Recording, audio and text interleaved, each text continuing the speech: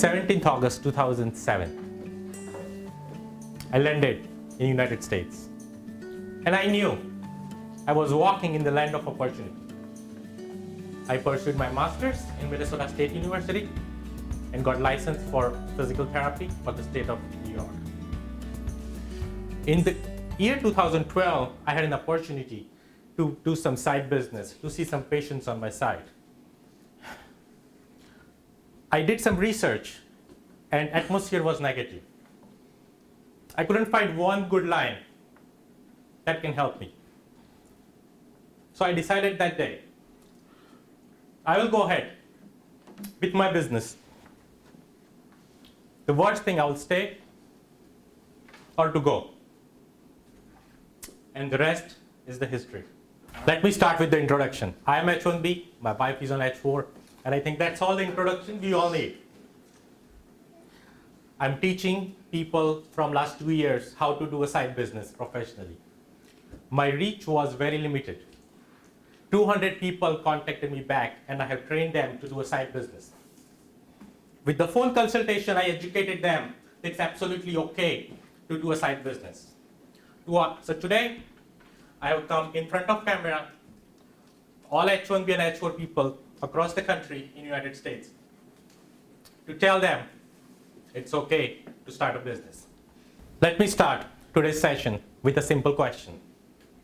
Why do you think it's not allowed to start a business on H1b and H4 visa? Anybody? I thought it was illegal. Law denied you cannot do business on H1. In my opinion, you can do a business, but you cannot be an actively participate in the business. You cannot be an active member in the business. Okay. So far what I have learned, same thing, you cannot make a earning other than what you are specialized for.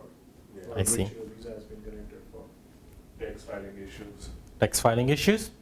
You can be passive partner or sleeping partner, but nothing else. I see. Okay. So let's go with the objective of today's class.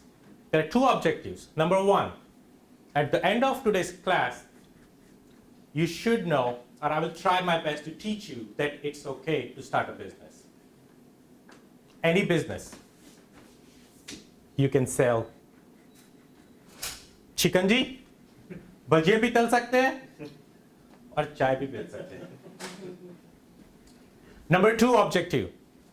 What is the stand of different agencies in the United States? That includes USCIS and 4 other agencies I'm going to talk today.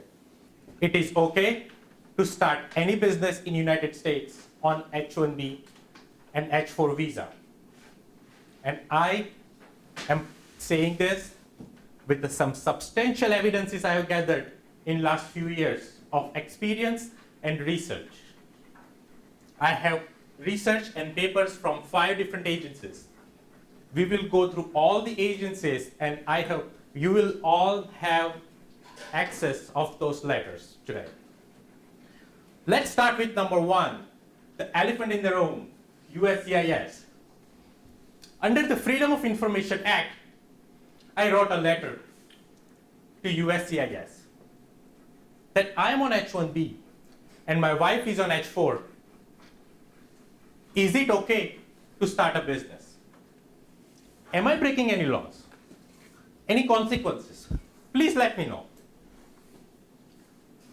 USCIS replied me that they will get back to me on this question. Due to the scope and nature of the question, they do not have sufficient evidence at this time. They will have to ask other agencies. And the timely manner I'm talking about 16 months. I wrote them letter in November 2017. And I haven't got any response yet. You all will have access of my case and you'll be able to see the case status. I also read H1b and H4 guidelines from first line to the last full stop. Nowhere it's mentioned that you cannot do business. No one is stopping you from doing a business. I know you may have many questions today. You will all have opportunity to ask questions after those 5 agencies. But as of H1b guidelines and H4 guidelines, there is no restriction. And I have a letter of Freedom of Information Act response. You all sitting here will be able to read those letters today, and watching on the screen, we'll all have access today of those letters.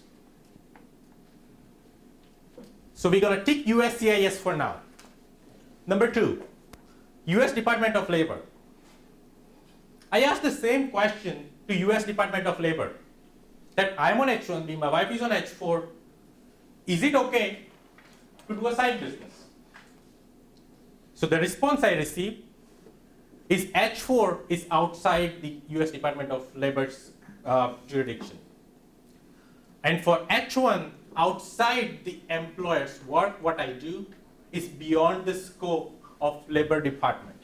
They cannot stop me what I do on the top of my H1B visa. And you will all have access of that letter also. Number 3, IRS. Why IRS is important? Because the biggest misconception we have is active work versus passive work. The only guidelines available on all the agencies is IRS, who has some mention of active versus passive work. Under the Internal Revenue Code 469, that guidelines is 165 pages, and they have mentioned active work versus passive work. But there is no mention of immigration, H1B, green card, citizenship. No restriction from IRS which stops you from doing a business. There are several guidelines on IRS which mentions active versus passive work.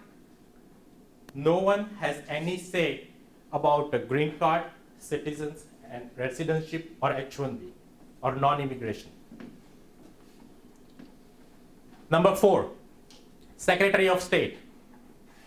Secretary of State is an agency every state has, and where you can register your limited liability company.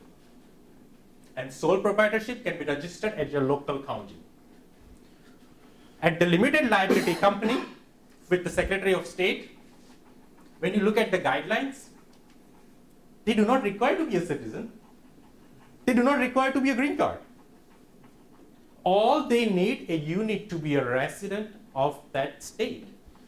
And according to them, the definition of resident is as long as you have a valid address of state of Texas, you can open a business. There is no mention of a green card or citizenship over there. They do not even ask you that what is your status of your visa or green card or an alien, what you are. There is no mention on Secretary of State website. Number 5, State Attorney General. What is the duty of State Attorney General is to work in the interest of the people of their respective state. And they also look after the laws and guidelines of the state, which federal state are followed in their state. So I call the Secretary of State. Let me put it this way. I called 7 different Secretary of States in several states. And I got the same reply from all the states. They do not have any problem if I start a business in their state as long as I'm following Secretary of State guidelines. So as far as State Attorney General, they are okay.